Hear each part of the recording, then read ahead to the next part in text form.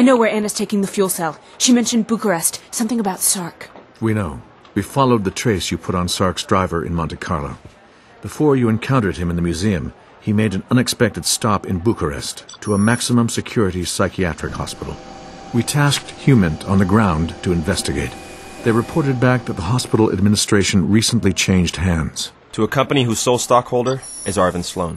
The local corrupt government is using it as a gulag for political prisoners. Our sources were able to locate a patient roster list. Among those listed as insane were our missing field agent Jacobs and Neil Kaplan. Kaplan? I thought we had him in protective custody. We did. He left of his own free will and has been checking in with his wife regularly, telling her he's on a business trip. Your mission inside the asylum is twofold. First, extract Mr. Kaplan from the hospital. Given his bizarre behavior, be prepared for a hostile target. Second, retrieve the lost fuel cell.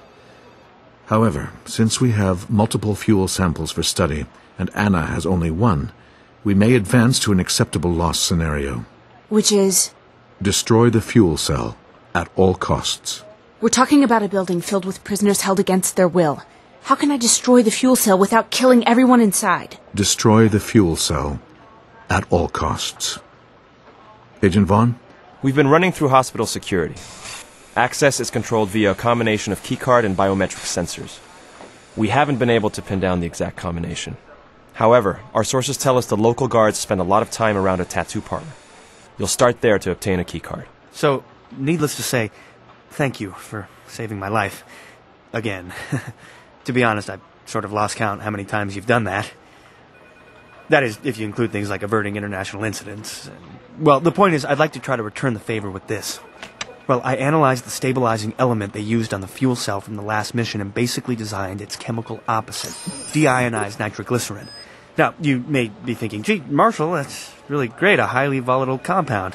I'd really prefer a box of chocolates as a thank you. But, you see, the deionization process should give you a few minutes to make your escape. That way you can come back alive before the big bang. Thanks again. Okay, next up is this EMP gun. It disrupts electrical equipment up to 9 feet away, which makes it good for disabling security cameras and things like that. Oh, and as a neat side effect, it also repulses light metal objects. So if you're, like, drinking a can of soda and you're done, you can do a hook shot into the trash. I'm 1 for 9 myself, working on my shot. Finally, since you'll be looking for Kaplan, this device can identify a living person by their DNA. It has a limited range on the living, but since dead guys tell no tales and have no active DNA, you gotta get right up to the corpse to read one. Now, we can program it with anyone's DNA from right here at the Rotunda.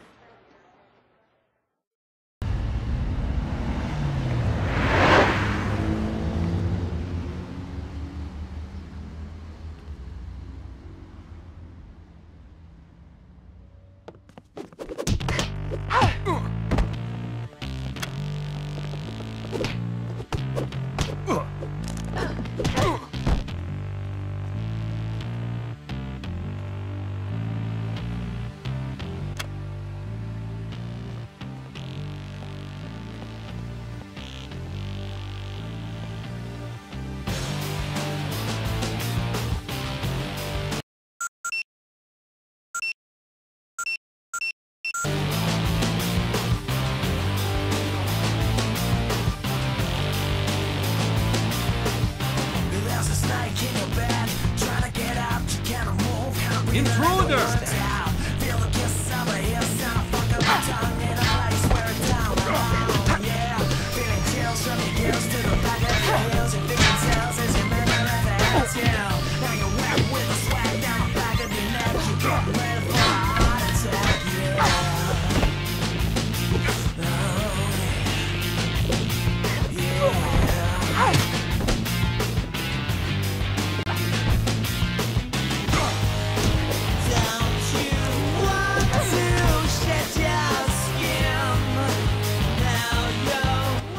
Base camp.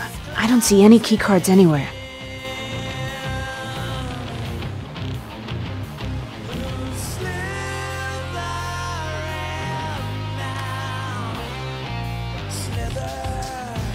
Are you seeing this?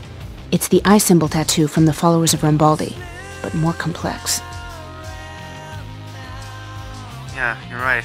Some Something seems a little, I don't know, off. Off? Askew. Not right. Strange. The opposite of how perfectly normal. Now, the digital readout picked up a special dye on the tattoo. That's the key card.